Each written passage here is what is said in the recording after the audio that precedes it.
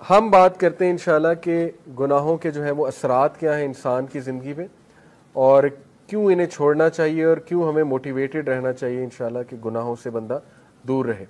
سب سے پہلی بات تو یہ سمجھ لیں، دیکھیں کہ گناہ کی نیچر ہی ایسی ہے کہ وہ آپ کو نقصان دے گا۔ یہ اس لیے نہیں ہے کہ اللہ آپ کو پنش کر رہا ہے، اللہ تو انسان کو پنش کرنا چاہتا ہی نہیں۔ قرآن میں ہے، سورہ نساء میں اللہ کہتے ہیں اللہ تمہیں پنش کر کے کیا کرے گا اگر تم اللہ کے ماننے والے اور اللہ سے استغفار کرتے ہو، اللہ کا شکر کرتے ہو۔ اصل میں تو انسان خود پنش کرتا ہے اپنے آپ کو۔ تو جس طرح ایک ریڈیو ایکٹیو مٹیریل نقصان دہ ہے، اس کے قریب آپ جائیں گے آپ کو کینسر ہو جائے گا گاما ریز کی وجہ سے، اسی طرح گناہ ہے، آپ اس کے قریب جائیں گے ہو ہی نہیں سکتا آپ کو نقصان نہ ہو، نقصان آئے گا ہی آئے گا، تو وہ ہم خود اپنا نقصان کر رہے ہیں، ٹھیک ہے۔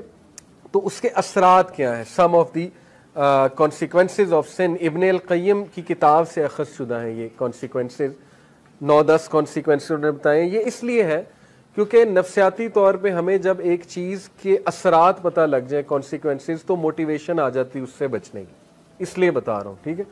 پہلی چیز ہے جی کہ نالج سے ڈپرائیو ہو جانا، جتنا بھی آپ کو علم تھا جو بھی تھا اس سے ڈپرائیو ہو جاتا ہے انسان، کیونکہ نالج لائٹ ہے، نور ہے، گناہ جو ہے وہ نور کو لے لیتا ہے۔ اور یہ اکثر اسلاف جب ان کے پاس کوئی شکایت کرتا تھا آ کے کہ میری میموری ویک ہو گئی ہے، یا مجھے کچھ چیز یاد تھی، قرآن کا کچھ پورشن یاد تھا وہ بھول گیا ہے، تو وہ اکثر انہیں یہی ایڈوائز کرتے تھے کہ آپ استغفار کریں، کیونکہ گناہوں کی وجہ سے چیزیں بھول جاتی ہیں، ٹھیک ہے۔ تو یہ ایک بہت بڑا اثر ہے، اللہ معاف کرے کسی نے قرآن حفظ کیا ہوا ہے اور وہ بالکل نکل گیا ہے دل سے، تو یہ ایک فکر کرنے والی بات ہے، اور اس کو کوشش کرنی چاہیے اس کو واپس لائے اور اپنے گناہوں کو بھی ظاہر ہے ان سے توبہ کرے۔ دوسری چیز، رزق کا چھن جانا۔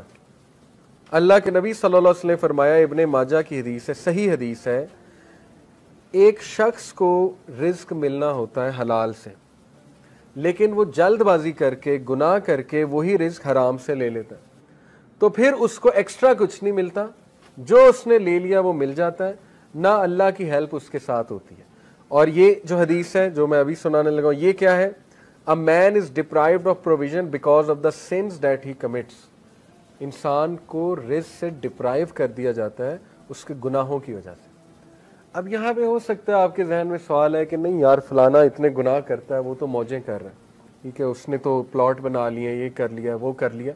تو دیکھیں رزق 4 طرح کا ہوتا ہے، financial wealth, emotional wealth, social wealth, time wealth.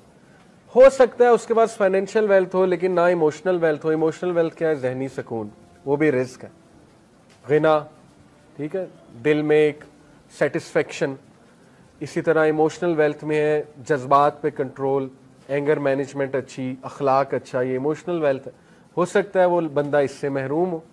آپ نے کئی لوگ دیکھے ہیں کچھ بھی نہیں کھانے کو لیکن ذہنی سکون ہے اللہ کی طرف سے، اولاد دی اللہ نے، اولاد پل بھی رہی ہے ماشاءاللہ، اور نیک اولاد ہے، ٹھیک ہے، سب کچھ ہے، تو کیا یہ رزق نہیں ہے؟ بالکل ہے۔ سوشل ویلتھ اسی کو کہتے ہیں کہ آپ کی اولاد اچھی ہے، آپ کی بیوی اچھی ہے، آپ کا جو ہے وہ گھر والے اچھے ہیں، آپ کے ساتھ لائل لوگ جمع ہو گئے، تو وہ بھی رزق ہے۔ ٹائم ویلتھ، ٹائم میں برکت، آپ کے کام جلدی ہو جاتے ہیں، ٹھیک ہے، آپ کرتے ہی وہ ہیں جو اللہ سبحانہ و تعالیٰ کو پسند ہے، یہ ٹائم میں برکت ہے۔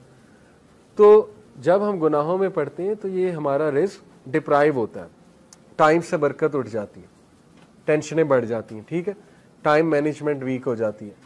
نمبر 2، آپ دیکھیں نا گناہوں میں وقت کتنا ضائع ہوتا ہے۔ اللہ معاف کرے اگر ایک گناہ عادت بن چکی ہے، 4 گھنٹے 3 گھنٹے لوگ اس میں پڑے رہتے ہیں، ٹھیک ہے، اور وہ ضائع ہو رہا ہے وقت۔ سوچیں کتنا وقت ہم جوانی کا ضائع کر دیتے ہیں، ٹھیک ہے، ان چیزوں میں، اللہ معاف کرے۔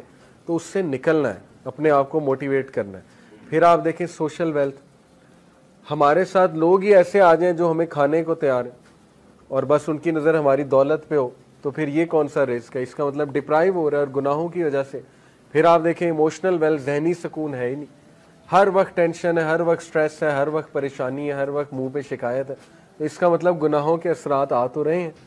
تو اس لیے گناہوں کے اثرات رزق کی تنگی سے آتے ہیں، ٹھیک ہے۔ رزق کبھی اللہ بڑھا کے دیتا ہے، کبھی گھٹا کے دیتا ہے، اوور آل رزق تو لکھا ہوا ہے، لیکن یہ اللہ کی ڈسٹریبیوشن ہے۔ اللہ اپنے بندوں کو چیک کرنے کے لیے کبھی زیادہ دے دیتا ہے اس کوانٹٹی میں سے، کبھی کم کر دیتا ہے، جب وہ دوبارہ استغفار کرتے ہیں پھر بڑھا دیتا ہے، ٹھیک ہے۔ یہ اللہ بادشاہ ہے، اللہ جیسے چاہے کر سکتا ہے۔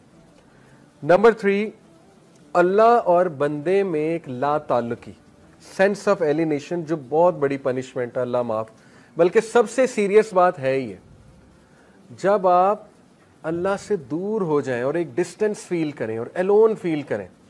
दुनिया की सबसे बड़ी लोनलीनेस, सबसे बड़ी तन्हाई अल्लाह से दूरी, ठीक है। तो गुनाह उस डिस्टेंस को इंक्रीज करते हैं, क्योंकि देखें ना, इंसान अल्लाह माफ़ करे अब गुनाहों में होता है तो अल्लाह, जाहिर है फरिश्ते उसके इर्द गिर्द नहीं होते, फरिश्ते भी उठ जाते हैं उस जगह से, रहमत नहीं होती अल्लाह की, लेकिन उम्मीद होती है, उम्मीद बहुत है। अल्लाह गुनाहगारों को ही माफ़ करते हैं, ऑब्वियस सी बात है। अल्लाह ज़रूर होते हैं बंदे की तरफ मोहब्बत से देख भी रहे होते हैं, चाहते हैं बंदा निकल आए और बंदा जो है मुझसे दुआ करे, मुझे पुकारे, लेकिन गुनाहों की वजह से आहिस्ता आहिस्ता ये रिलेशन वीक होता जाता है। वीकनेस यहाँ तक आ जाती है कि एक बंदा ना मायूस हो जाता है, कहता है यार क्या अल्लाह से मदद मांगूं, मैं तो बहुत ही एक्स्ट्रा कर चुका हूँ काम, इसराफ कर चुका हूँ गुनाहों के, अब क्या मैंने अल्लाह से बात करनी, ठीक है। तो फिर बंदा गिव अप कर देता है, गिव अप करके वो मज़ीद गुनाहों की तरफ चला जाता है। इसलिए इस डिस्टेंस को कम करने के लिए इस्तिग़फ़ार कर, गुनाहों से तौबा करना, गुनाहों को छोड़ना, ताकि आप अल्लाह के करीब आ जाएं और उस रिलेशन को एंजॉय करें। खालिक के साथ जो रिलेशन है ना, वो सबसे खूबसूरत, सबसे हेल्दी रिलेशन है, सबसे ब्यूटीफुल रिलेशन है, और इंसान खुश हो जाता है खालिक के साथ रिलेशन स्ट्रॉन्ग करके, ठीक है। ये चौथी चीज़, things become difficult for him so that he does not turn his attention towards any matter, but he finds the way blocked or he finds it difficult. काम मुश्किल होना शुरू हो जाते हैं गुनाहों की वजह से। मैंने जैसे कहा रिस्क में तंगी आ जाती, इस तरह कामों में भी मुश्किलात आना शुरू हो जाती हैं। अच्छा खासा काम कोई था, होने लगा था, एकदम मुश्किल बन गया, रुकावट आ गई, ठीक है। तो इस मौके पे बंदे को इस्तिग़फ़ार बढ़ाना चाहिए, अपने गुनाहों की तौबा करनी चाहिए इस मौके पे, ठीक है, ताकि वो अटका हुआ काम जो अल्लाह की रहमत से वो ठीक हो जाए। एक असलाफ थे, सलफ थे, उनका वाक़या है कि वो कुरान हाफिज़ थे, तो उन्होंने क्रिश्चियन औरत से, एक क्रिश्चियन औरत थी, उससे उन्हें मोहब्बत हो गई, बहुत खूबसूरत औरत थी वो, तो ज़ाहिर खूबसूरती की वजह से वो अट्रैक्ट हुए। उस क्रिश्चियन औरत ने उनके सामने शर्त ये रखी कि तुम इस्लाम छोड़ दो, इस्लाम छोड़कर जो है ना वो फिर तुम मुझे पालोगे। तो वो जो सलफ थे उन्होंने बात मान ली, अल्लाह माफ़ करे, ही left Islam for the sake of women, उससे इम्प्रेस हो गए। और फिर जो है वो एक बार कहीं से गुजर रहे थे तो कुरान की जो है ना वो ये आयत उनके सामने आई, सूरह हज की, कि लोगों में से कुछ ऐसे हैं जो एज पे खड़े हुए हैं, जब तक उन्हें अच्छाई आ रही है वो अल्लाह की तरफ है, और जब उन्हें कोई मुश्किल आती है तो वो इस्लाम से चले जाते हैं, और ऐसे लोग दुनिया में भी खसारे वाले हैं, आखिरत में भी खसारे वाले। तो वो इतना रोए ये आयत सुन के कि अल्लाह ने मुझे मैसेज दे दिया है, उन्होंने तौबा की और वापस आए। तो मैं आपको बताने का मकसद ये कि कई असलाफ आपको नज़र आएंगे जो बाद में मुहद्दिस बने, बड़े बड़े टीचर्स बने, दीनदार लोग बने, उन बहुत डार्कनेस में थे, बहुत ज़्यादा। जैसे अब्दुल्ला बिन मसलम का वाक़या है, इमाम बुखारी के टीचर, शराबी थे, शराब छूटती ही नहीं थी, ठीक है, शराब के नशे में धुत थे। एक दिन इमाम अश-शाबी आए, जो कि उस दौर के बहुत बड़े मुहद्दिस थे, गधे पे सवार थे वो, क्योंकि रसूलुल्लाह की सुन्नत है, गधे पे रसूलुल्लाह ने सफ़र किया हुआ है। उन्होंने बड़ा मजाक उड़ाया, अब्दुल्ला बिन मसलम ने शराब के नशे में धुत बेशर्मी से उनके सामने गए, कहते हैं भाई कौन हो तुम लोग, तुम्हारे इर्द गिर्द जमा हो रहे हैं, किधर से आए हो। इमाम अश-शाबी ने कहा जी मैं मुहद्दिस हूँ। उन्होंने कहा जी मुहद्दिस क्या होता है। इमाम अश-शाबी ने कहा मुहद्दिस होता है जो हदीस सुनाता है। तो उन्होंने बेशर्मी से कहा अच्छा मुझे भी सुना, देखते हैं मुझ पे कितनी असर करती है।